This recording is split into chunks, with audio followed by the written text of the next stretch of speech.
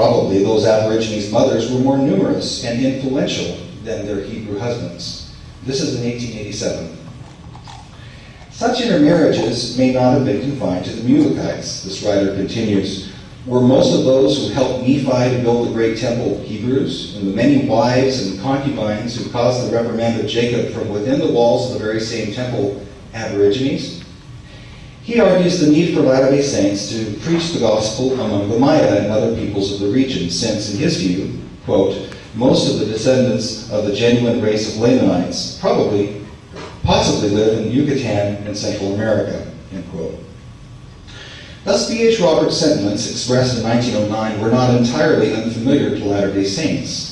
It cannot possibly be in conflict with the Book of Mormon to concede that the northeastern coast of America may have been visited by Norsemen in the 10th century or the Celtic adventurers even at an earlier date, but subsequent to the close of the Nephite period may have found their way to America.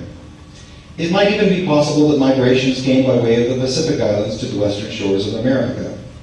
He also thought it indisputable that there have been at least some migrations from Northeast Asia to North America over the Bering Straits. It is possible that Phoenician vessels might have visited some parts of the extended coast of the Western world, and such events received no mention in the Jaredite or Nephite records known to us. While the Book of Mormon text does not specifically mention such migrations, Roberts conceded that the records now in hand, especially of the Jaredites, are but very limited histories of these people. Transoceanic contacts, in fact, may have gone both ways, according to Roberts. It is not impossible that between the close of the Nephite period and the discovery of the Western world by Columbus, American craft made their way to European shores. Thus, even in Jaredite and Nephite times, voyages could have been made from America to the shores of Europe, and yet no mention of it be made in Nephite and Jaredite records now known. One of the most influential writers in the Book of Mormon in the early 20th century was Jan Shodal. In 1921, in an article published in the Church's Improvement era, Shodal observed that the Book of Mormon has nothing to say about the occupation of America by man before the arrival of the Jaredites.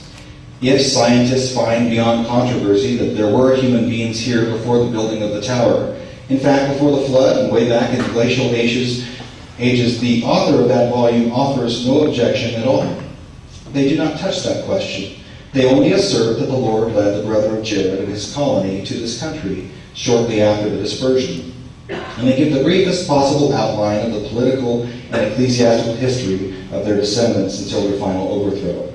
This has never been and cannot be disputed on scientific grounds. If America was occupied by any race of people, pre-Jaredites, we may call them, information concerning them must be gathered not from the Book of Mormon, but from geological strata or from archaeological remains extant. Are there in this country any Indians that are not descendants of the first Hebrew settlers? That is a question for scientists to answer. The Book of Mormon gives no direct information on that subject. It confines itself strictly to the history of the descendants of Lehi and Mulek. If science, after careful examination of the physical characteristics of present-day Indians, their languages, their religious ideas, their myths and traditions, and their social institutions, should declare that there are evidences of other influences, that would not affect the authenticity of the Book of Mormon in the least. End quote. In another article published in the Improvement era in 1927, Shodal discussed 4 divergent models of Book of Mormon geography, including several that placed the Book of Mormon events in the region of Central America. According to the writer, students of the Book of Mormon should be cautioned against the error of supposing that all American Indians are descendants of Lehi, Mulek, and their companions, and that their languages and dialects and their social organizations, religious conceptions and practices, traditions, etc., are all traceable to Hebrew sources. He did not find it improbable, quote, that America has received other immigrants from Asia and other parts of the globe who may have introduced new creeds and institutions, although not mentioned in the Book of Mormon. He also suggested that long before the so-called Classic Maya period, the descendants of Lehi had invaded this region and assimilated with the people preceding them. In 1928, Latter-day Saint engineer Gene Driggs published a brief but cogently argued pamphlet suggesting, based on the scriptures in the Book of Mormon text, that the Book of Mormon was a record of a minority people. It should not be expected, he said, that a study of the Book of Mormon lands will account for all the ancient monuments and cultural phases of this continent, any more than the Bible should account for all the civilizations of the Eastern continent.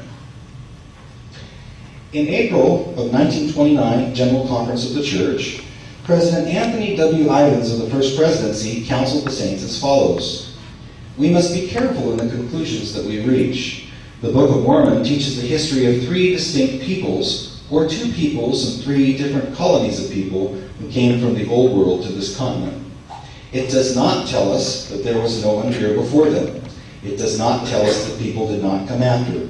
And so if discoveries are made which suggest differences in race origins, it can very easily be accounted for and reasonably, for we do believe that other people came to this continent." In 1937, John E. Widtsoe and Franklin Harris Jr. noted, "Three separate and distinct settlements of America are reported in the Book of Mormon. The first, the Jaredites, dates from the Tower of Babel. The other two, the Nephites and Mulekites, from the time of Zedekiah, king of Judah. There may also have been others not recorded in the book or known to the ancient authors." In 1938, the Church's Department of Education published a study guide for the instruction of Latter-day Saint students and teachers, which explained, quote, "Indian ancestry, at least in part, is attributed by the Nephite record to the Lamanites. However, the Book of Mormon deals only with the history and expansion of three small colonies which came to America, and it does not deny or disprove the possibility of other migrations, which probably would be unknown to its writers. Jewish origin," the study guide further stated, "may represent only a part of the total ancestry of the American Indian today." A parallel is found in the Bible writings, which mention only a small portion of the Old World geographical areas and its people, even though Palestine was the land bridge of ancient civilizations. The Hebrew writers mentioned other lands and people only when they came in contact with them. In a 1950 article for the Church's Relief Society magazine, Elder Antoine Ivins, the son of President Anthony Ivins, observed that terms such as Nephite and Lamanite often referred to more than strict biological categories. Quote, "We are in the habit of thinking that all indigenous groups who were upon the land of the Americas when Christopher Columbus landed here as Lamanites.